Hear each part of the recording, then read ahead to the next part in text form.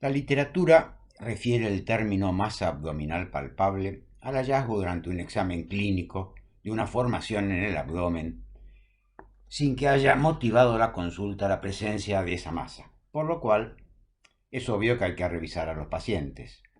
Esto, que parece una verdad de perogrullo, cobra valor hoy más que nunca por el hecho que se ha generalizado las consultas de modo virtual, que en estas circunstancias de pandemia se justifican, pero que debo aclarar mi prejuicio de no estar de acuerdo con esto.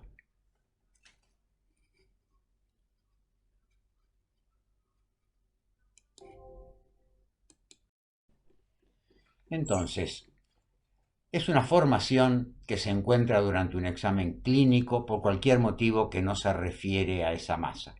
No da síntomas que obliguen a la consulta porque en general se desarrolla lentamente. Acá quiero hacer un paréntesis porque, bueno, en semiología muchas veces son los pacientes los que no le dan jerarquía a un síntoma o lo niegan, y muchas veces somos los médicos los que ignoramos algunos síntomas que los pacientes nos refieren. Bueno, la ubicación, así como las características de la masa, pueden hacer presuponer de qué se trata.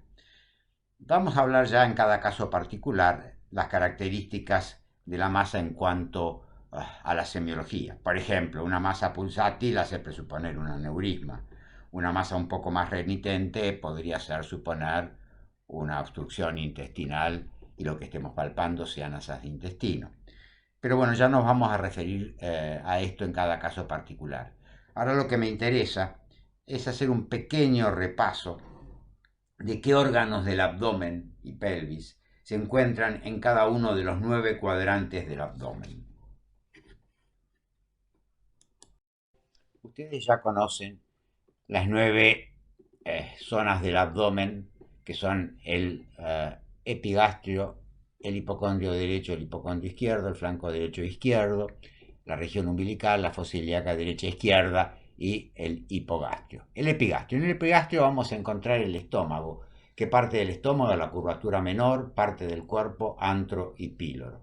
Vamos a encontrar el bulbo y parte de la segunda y cuarta porción del duodeno, el lóbulo izquierdo y una parte del lóbulo derecho del hígado, la vesícula y del páncreas parte de la cabeza, además la aorta, la vena cava y el plexo celíaco.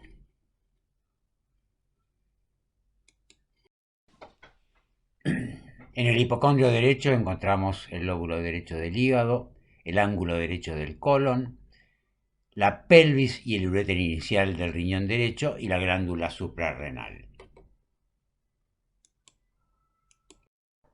En el hipocondrio izquierdo encontramos el fondo y parte del cuerpo del estómago, el vaso, el ángulo izquierdo del colon, la cola de páncreas y del riñón izquierdo la pelvis y el uréter inicial. Además la glándula suprarrenal izquierda.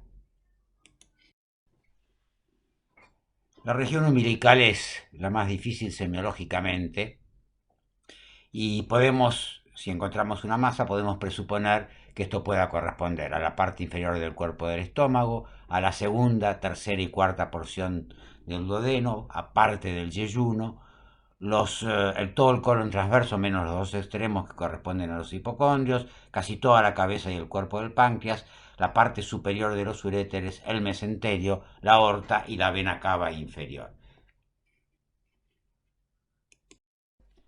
En los flancos, tanto el derecho como el izquierdo, vamos a encontrar respectivamente el colon ascendente o el colon descendente, el riñón y el uréter. En la fosa ilíaca derecha está el ciego, el apéndice y el ilion. Una palabra especial del ilion: a veces se encuentra una masa en forma de salchicha que puede hacer presuponer la existencia de una enfermedad inflamatoria intestinal, la enfermedad de Crohn, que a veces se manifiesta como primera sintomatología con este hallazgo. En la fosa ilíaca izquierda vamos a encontrar el colon descendente y el uréter. Y por último, en el hipogastrio se encuentra la parte inferior del intestino delgado, el colon sigmoide, la vejiga y la parte inferior de los uréteres. La palpación no genera en el paciente dolor en general, pero dependiendo de la etiología puede haber malestar. Al médico, al determinar semiológicamente ciertos datos como forma, tamaño, ubicación, etcétera, le permite, dependiendo de su habilidad semiológica, determinar la causa. De no ser así, al menos determinar qué examen complementario hay que requerir.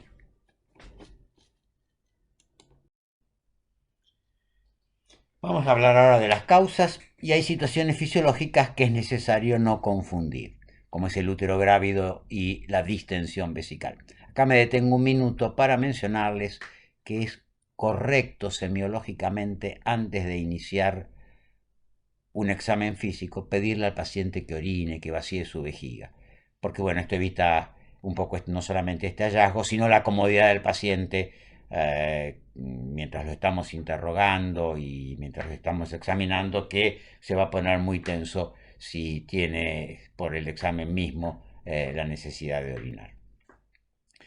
El aneurisma de aorta abdominal es un hallazgo como una masa pulsátil que se palpa hacia la izquierda del ombligo.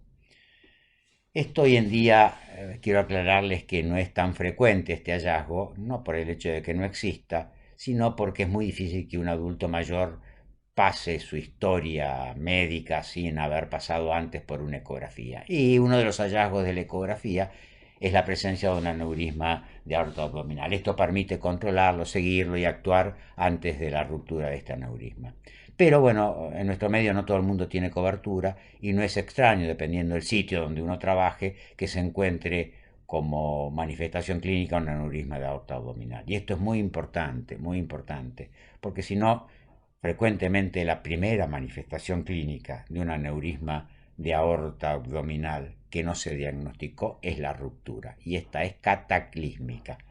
El paciente en general, si no tiene la suerte en ese momento de estar pasando por la puerta de un centro de cirugía vascular, fallece, porque bueno, la ruptura del aneurisma provoca enorme pérdida de sangre dentro del abdomen, shock, etcétera. La distensión vesical puede llegar hasta el ombligo y se palpa como si fuera un embarazo.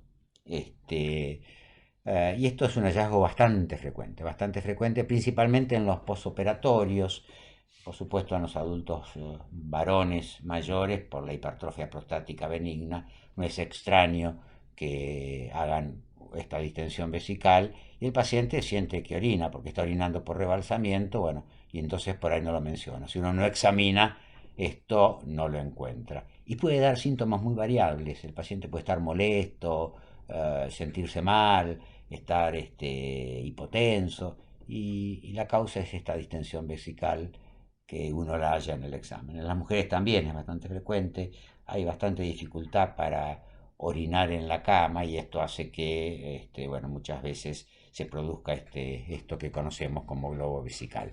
En este caso la solución es sondar al paciente, y esto es muchas veces inevitable, con lo que se soluciona el problema. El cáncer de colon puede aparecer como una masa en cualquier parte del abdomen dependiendo del sitio del colon donde se produce ese cáncer, que en general es en el descendente o sigma, pero que bueno, puede aparecer en cualquier otra parte del intestino grueso.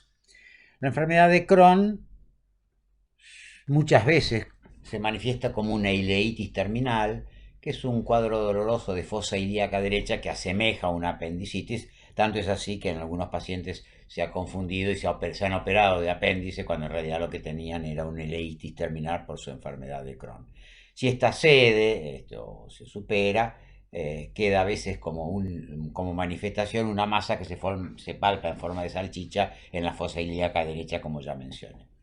La diverticulitis es muy difícil que no dé clínica, siempre da alguna manifestación clínica, pero una vez que se superó por el tratamiento antibiótico, queda una masa en la fosa ilíaca izquierda que se palpa como un plastrón que se palpa como una masa en la fosa ilíaca izquierda, y que bueno, muchas veces es necesario aclarar porque a veces puede ser también la palpación de esa masa un tumor del colon descendente o sigma.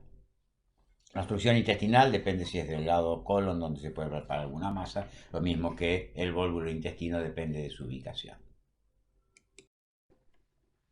Con respecto a los tumores, a la palpación de un tumor de vesícula, en general hay que tener en cuenta que esto no es por una neoplasia biliar, en general tiene que ver con un cáncer de cabeza de páncreas, y eso tiene un nombre, se llama signo de curva, así es la palpación de una vesícula en estas circunstancias. Eh, Hidronefrosis es un hallazgo bastante frecuente de un tumor renal que en realidad no es un tumor maligno, sino que es la palpación del riñón hidronefrótico, que es un riñón grande, y esto suele verse principalmente cuando después de una litiasis el lito quedó enclavado en alguna parte del uréter, no se mueve, al no moverse no da dolor, y el riñón obstruido, por supuesto, hace que haga una hidronefrosis que, bueno, si uno no controló después de la litiasis o del cólico donde está ese lito, este puede ser el hallazgo que encontremos. Cáncer de riñón, bueno, una de las tres cosas siempre clásicas que se hablan de cáncer de riñón es hematuria, dolor o tumor.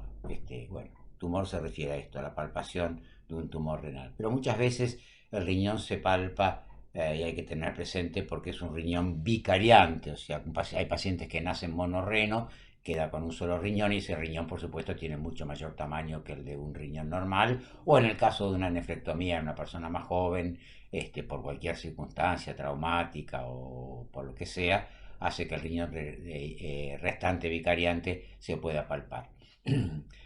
Tosis renal también puede ser un hallazgo. Muchos pacientes tienen una tosis renal y uno palpa un tumor que no está ni en la fosa ilíaca, perdón, ni en el hipocondrio derecho ni en el hipocondrio izquierdo, sino que está descendido y lo puede palpar uno por ahí en la fosa ilíaca derecha y en realidad es un riñón tosado. Hepatomegalias, bueno, hay muchas causas de hepatomegalia, desde la poliquistosis, grandes hemangiomas, hasta los cánceres de hígado que pueden dar una hepatomegalia. Es difícil que palpemos un quiste de ovario desde el abdomen, y ahí entra una discusión de la que no voy a mencionar nada hoy, pero bueno, así como los clínicos hacemos semiología y palpamos un testículo, cosa que debe hacerse siempre, no se olviden ustedes que el cáncer de testículo es uno de los cánceres más frecuentes en la adolescencia. Nunca palpamos ovarios, si no hacemos examen ginecológico, bueno, esta es una discusión para otro momento si deberíamos hacerla o no los clínicos. Es difícil palpar un páncreas, pero sí un pseudoquiste de páncreas. Después de una pancreatitis muchas veces queda un pseudoquiste de páncreas y esto puede ser un hallazgo de un examen abdominal. De vaso, bueno, esplenomegalia, muchas causas, muchas son hallazgos, no es raro encontrar en un examen abdominal una esplenomegalia y ahí el desafío clínico de determinar cuál es la etiología de esa esplenomegalia. Y con respecto a los fibromas uterinos, lo mismo, es decir, muchas veces son tan grandes que se palpan como un útero embarazado, un útero grávido en el hipogastrio, incluso un poquito más arriba hacia la región umbilical.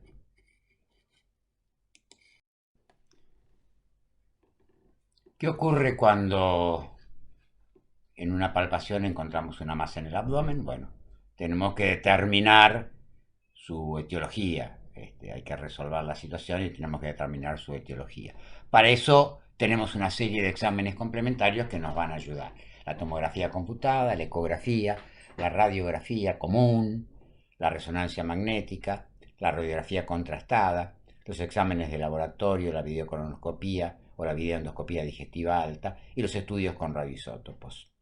Algunos, como los estudios con radioisótopos, en realidad en una masa abdominal que se halla es difícil que sean de utilidad. Estudios con radioisótopos cobran relevancia en tiroides, en paratiroides y en suprarrenales principalmente. Ahí tienen enorme importancia. Y después en otras circunstancias como ser hemorragias digestivas de difícil donde es difícil encontrar la etiología, a veces los estudios con radioisótopos nos ayudan. Por supuesto, la videocolonoscopía y la videoendoscopía alta sirven para el diagnóstico, inclusive el diagnóstico histológico de un tumor de estómago o de colon. La radiografía común no es de enorme utilidad, sí puede mostrar un gran riñón, puede mostrar algunos órganos sólidos, o una obstrucción intestinal, por supuesto, y es un estudio tan sencillo que, bueno, hay que tenerlo presente. Voy dejando para el final lo que creo que realmente puede llegar a ser más importante. Radiografías contrastadas hoy en día en estas circunstancias de palpación de masa abdominal tienen poca utilidad. Pero sí me quiero referir un poquito más a tomografía computada, a resonancia magnética y a ecografía. Tomografía computada es una técnica de diagnóstico por imágenes que utiliza la combinación de rayos X y sistemas informáticos para obtener imágenes. Las proyecciones se obtienen mediante la acción combinada del tubo de rayos X que rota alrededor del paciente y un sistema de cientos de detectores que informatizados dan una imagen. Bueno, la verdad es que les quiero contar, con eso delato mi edad, que yo vine a hacer la tomografía. Digo, cuando yo me recibí esto no existía, y varios años después, 4 o 5 creo, vi la primera tomografía en este hospital, en la quinta cátedra, que en ese momento el titular era el doctor Burucúa de este hospital, y que trajo a un médico que se había formado en Estados Unidos, que mostró estas imágenes y realmente me impactaron. Bueno, brinda una formidable información de la anatomía en tres dimensiones. Por supuesto que ante una tomografía el diagnóstico etiológico de una masa abdominal es difícil que se escape, ¿no es cierto? Pero bueno, no siempre esto es accesible. No se olviden que no deja de tener riesgo una tomografía. Hay que tener idea de esto cuando uno decide un estudio. Utiliza radiación, por lo que debe ser evitada en el embarazo. Un consejo: siempre pregunten, principalmente en la mujer fértil, en qué momento del ciclo está antes de indicar cualquier estudio que utilice rayos X. No se olviden que una tomografía, por ejemplo, de cráneo, para darles un ejemplo, equivale a 115 radiografías de tórax. Una tomografía de abdomen equivale a 500 radiografías de tórax en cuanto a lo que significa radiación. Y por otro lado, si necesitamos hacer contraste para aclarar una imagen, el contraste es iodado, por lo que puede provocar alergia, y nunca se olviden que es nefrotóxico. Antes de indicar un contraste, tienen que saber que es nefrotóxico y que puede dañar mucho al paciente con insuficiencia renal. Otro examen complementario muy útil para el diagnóstico, utilísimo para el diagnóstico, es la resonancia magnética. La resonancia es un fenómeno físico-químico basado en las propiedades magnéticas de ciertos núcleos atómicos. En los estudios clínicos el único núcleo empleado es el de hidrógeno. Utiliza como medio de contraste gadolínio por sus propiedades paramagnéticas.